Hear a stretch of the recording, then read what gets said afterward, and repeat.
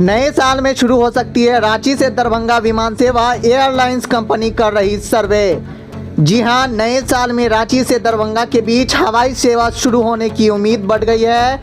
Airlines company इसके लिए सर्वे कर रही है। यात्रियों की संख्या के आधार पर फ्लाइट चलाने का निर्णय हो गया है। यदि सब कुछ ठीक रहा तो Ranchi to Darbhanga flight via Patna या देवघर शुरू हो सकती है। कोलकाता भी इससे जुड़ सकता है। इन शहरों के बीच कनेक्टिविटी बढ़ाने का प्रयास किया जा रहा है। फिलहाल इंडिगो और एयरलाइंस एयर इसे अमल में ला सकती है। रांची से देवघर के बीच हवाई सेवा की घोषणा हो चुकी है, लेकिन सेवा अभी तक शुरू नहीं हुई है। रांची से पटना के लिए पहले से भी फ्लाइट है। आमतौर पर इसे रोज 100 से 150 यात्री आवाजाही करते हैं। कोलकाता से भी रांची की उड़ान है, जबकि सेवा शुरू नहीं होने से देवघर रांची बीच यात्री उपलब्धता की जानकारी नहीं है। हालांकि दरभंगा एयरपोर्ट पर यात्री उपलब्धता की संभावना बढ़ रही है। यहाँ से प्रतिदिन करीब 1500 यात्री विभिन्न शहरों के लिए आवाजाही कर रहे हैं। रांची के सांसद संजय सेठ भी रांची से दरभंगा के लिए फ्लाइट चलाने की मांग करते रहे हैं। रांची एयरपोर्ट के निदेशक कोयल अग्रवाल ने कहा कि एयरलाइंस कंपनी चाहे तो